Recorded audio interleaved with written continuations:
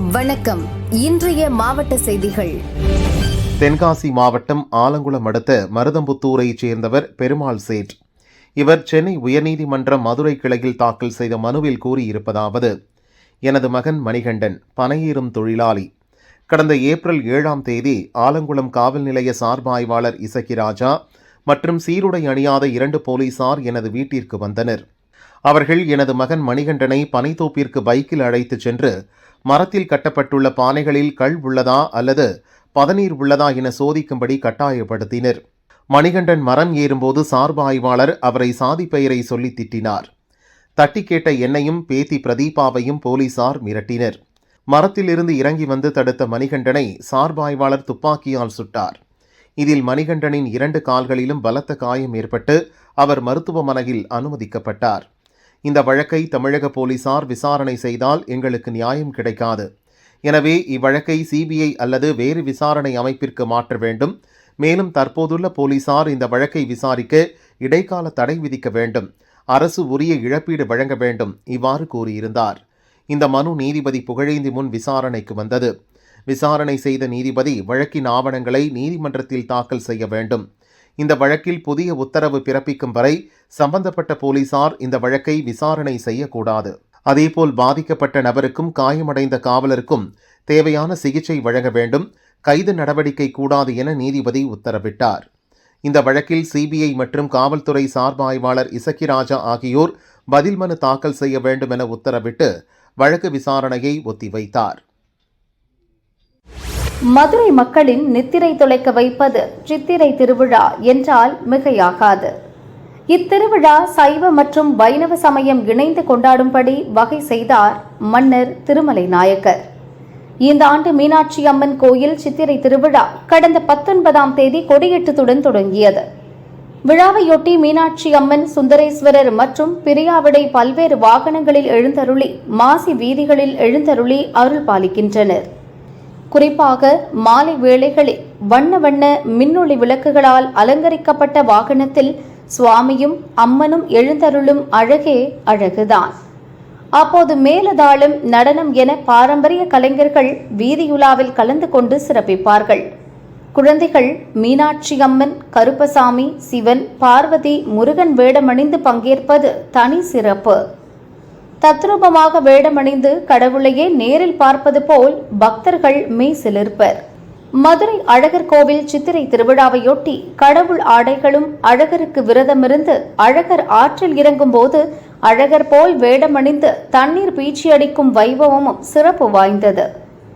இதற்காக சல்லடம் ஆடைகள் தயாரிக்கும் பணி மதுரை புது மண்டபம் அருகே உள்ள குன்னத்தூர் சத்திரத்தில் நூற்றுக்கணக்கான டெய்லர்கள் விறுவிறுப்பாக செய்து வருகிறார்கள். அதேபோல் சலங்கை, மணி, தலைப்பாகை, திரிபந்தம் மற்றும் கம்பு உள்ளிட்ட பொருட்களின் விற்பனையும் அதிகரித்துள்ளது. இந்த ஆடைகளில் தங்க குதிரை சின்னம், பெருமாள் சின்னம் என தங்கம் போல் மினுமினுப்புடன் 5 நிறத்தில் ஜொலிக்கிறது. அழகருக்காக நேர்ந்து ஆடை உடுத்தி ஆடும்போது கவலைகள் பறக்கும், நினைத்தது நடக்கும் என நம்பிக்கையுடன் பக்தர்கள் கூறுகின்றனர். எங்களுக்கு அந்த சாமியை நாங்கள் போய் அழகர் சாமியை பார்க்கும்போது எங்களுக்கு அதில் உள்ள அந்த ஒரு உற்சாகம், அந்த மக்களுடைய கவலைகள் எல்லாம் தீரக்கூடிய ஒரு நிலை தான் நான் அன்றைக்கி நாங்கள் பார்க்குறது. நாங்கள் திரி எடுத்து போகிறோம்.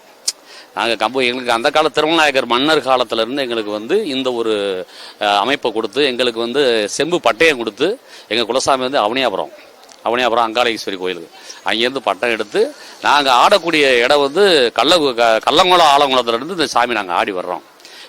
எங்களுக்கு அந்த காலத்தில் பட்டயம் கொடுத்ததுனால அந்த பட்டயத்தின்படி இன்னைக்கு வரைக்கும் நாங்கள் அழகர் கோயிலுக்கு திரி எடுத்து போய் தல்லாகுளத்தில் அந்த பெருமானை பார்த்து அதே மறுநாள் காலையில் ஆற்றுக்குள்ளே இறங்கி நாங்கள் பள்ளையம் போட்டு அதுபோல் வண்டியூர் போய் மறுபடிக்கும் தெப்பக்குளம் வரும்போது எங்கள் மக்கள் இந்த கவலைகள்லாம் தீர்ந்தது. எங்களுக்கு ஆடை உடைய முன்னொரு காலங்களில் நூலில் எல்லாம் வந்துச்சு இந்த ஆடைகள். இன்றைக்கு வெல்வெட்டில் வந்திருக்குது, காட்டனில் வருது, இப்படிலாம் வந்துருக்குது.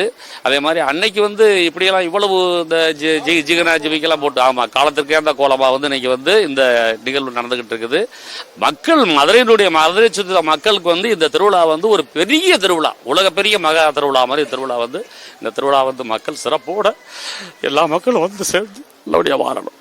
சித்திரை திருவிழாக்கு வந்த பின்னாடி கொஞ்சம் நல்லா சிறப்பாக இருக்கும். வீட்டில் நல்லா மகிழ்ச்சியாக இருக்கும். எந்த காரியம் தான் நல்லா நடக்கும். அவ்வளோதான், வேற ஒன்று இதில் எல்லாம் சிறப்பாக இருக்கும். அவ்வளோதான். நாங்கள் வருஷம் வந்துடுவோம், திருவிழா பார்க்குறக்கு வந்துடுவோம். ஆத்திர அலற அங்கே பார்த்துட்டு தான் போவோம். நல்லாயிருக்கும், சிறப்பாக இருக்கும். ஆமாம், திரி எடுக்கிறதுக்காக வந்துட்டு ஜாமாங்க வாங்குறதுக்கு வந்திருக்கோம்.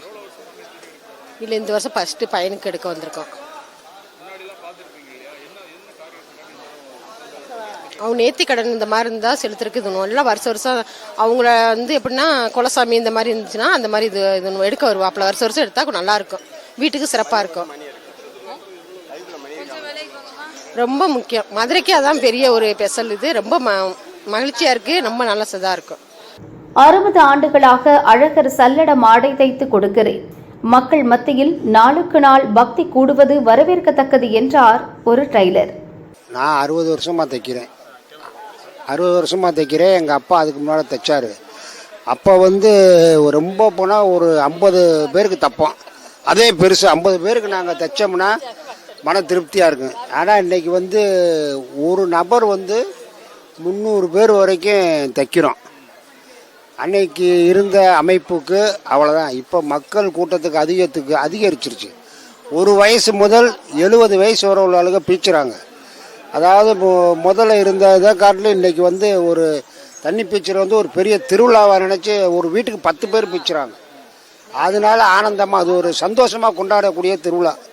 இது மதுரையில் அழகர் திருவிழானா அழகர் கோயிலில் அழகர் திருவிழா, இது மதுரை மீனாட்சி கல்யாணம். ஆனால் தண்ணி பீச்சு உடைகள் சல்லடம்ங்கிற பேர். இன்றைக்கி சல்லடம்னா யாருமே வாங்குறது இல்லை. என்னென்னமோ கலரில் தைக்கிறாங்க, பனியன் துணியில் தைக்கிறாங்க, போடுறாங்க.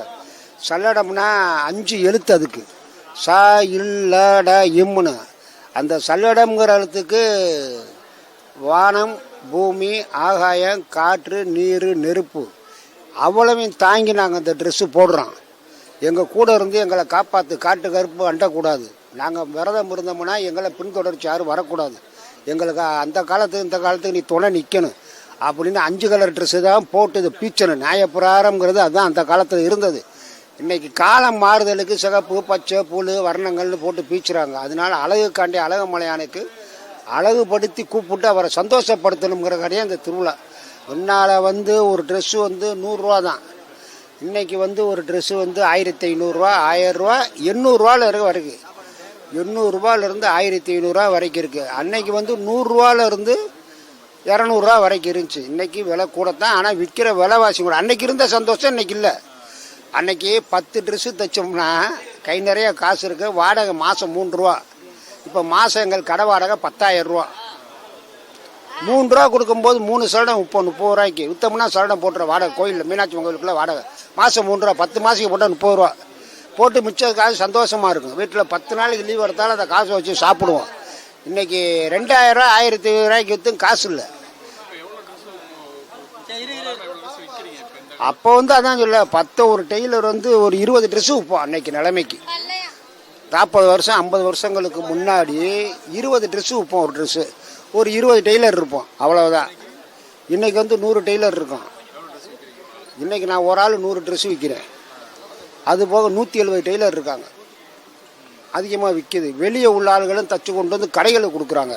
வியாபார கடைகளுக்கு இருந்தாங்க டெய்லர் எங்களுக்கு தச்சு வச்சுருக்கோம், வாங்கிக்கோங்க அப்படின்னு அவங்களும் கொடுக்குறாங்க. அதையும் வாங்கிக்கிறாங்க.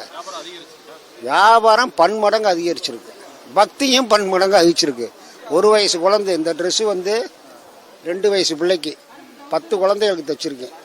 ஒரே ஆர்டர், ஒரே ஊருக்காரங்க 10 பேர் கொடுத்துருக்காங்க. அப்போ அந்த 10 குழந்தைகளும் போட்டு தண்ணி பிச்சுறாங்க. ஒரு ஊரில் உள்ளவங்க 300 பேர்னா 200 பேர் பிச்சுறாங்க. தேர்தலால் சுணங்கிய வியாபாரம் மீண்டும் சூடுபிடிக்க தொடங்கியது என கூறுகிறார் விற்பனையாளர். போன சீசனுக்காண்டி இந்த சீசனில் 100 ரூபா 200 ரூபா டிஃப்ரெண்டாக இருக்குது. ஆனால் வெல்வெட்டும் சாட்டின்னு 2 ஐட்டம் 2 மாடலில் இருக்குது. நல்லா ஓடிக்கிட்டு இருக்குது. நல்லா போன வருஷம் இந்த வருஷம் நல்லா ஓடிட்டு இருக்கு. எல்லாத்துக்குமே நல்ல வியாபாரம் இருக்குது. சரிங்களா, இது வருஷத்தில் ஒரு தடவை வரும்போது அழகர் ஆற்றுல இறங்கும்போது இதோட வியாபாரம் நல்லா, அதாவது அம்மன் ட்ரெஸ் எடுத்துக்கோங்க, மீனாட்சி ட்ரெஸ் எடுத்துக்கோங்க, கருப்பசாமி ட்ரெஸ் எடுத்துக்கோங்க, சிவன் ட்ரெஸ்ஸு, முருகன் ட்ரெஸ்ஸு, அழகர் ஆற்றுல இருக்கிற தண்ணி பிச்சு சல்லடம் எல்லாமே நல்லா ஓடிக்கிட்டு இருக்கு. அது பார்த்தீங்கன்னா அதுக்கப்புறம் அந்த கையில் திரி ஆட்டம்பாங்க, இது ஒரு ஆட்டம். இதுவும் திரியை வச்சு நல்ல ஒரு சிறப்பான ஒரு ஆட்டம். நல்லா இந்த வருஷம் கொஞ்சம் நல்லா இருக்குது. வியாபாரம் நல்லபடியாக ஓடிக்கிட்டு.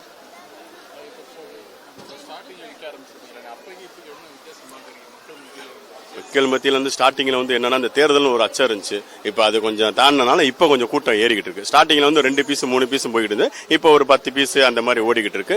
இப்போ தேர்தல் முடிஞ்சனால மக்கள் கையில் கொஞ்சம் காசு இருக்கனால எல்லாமே இப்போ ரெகுலராக நல்லா வியாபாரம் ஓடிக்கிட்டு இருக்கு. எல்லாத்துக்கும் எல்லா மக்களுக்குமே நல்லா வியாபாரம் ஓடுது. இப்போ ஷேக் அகமது. சித்திரை திருவிழாவில் அழகர் திருவிழா வரும் ஏப்ரல் 27ஆம் தேதி தொடங்கி மே 6ஆம் தேதி வரை நடக்கிறது. இதில் சிகர நிகழ்ச்சியான வைகை ஆற்றில் கள்ளழகர் எழுந்தருளும் வைபவம் மே 1ஆம் தேதி அதிகாலை 5:35 முதல் 5:55 மணிக்குள்ளாக நிகழ இருக்கிறது. இதில் லட்சக்கணக்கான பக்தர்கள் பங்கேற்பார்கள். அப்போது அழகர் போல் ஆடை அணிந்து நடனமாடி தோள்பை வைத்து தண்ணீர் பீச்சி அடித்து நேர்த்திக்கடனை செலுத்த தயாராகி வருகிறார்கள்.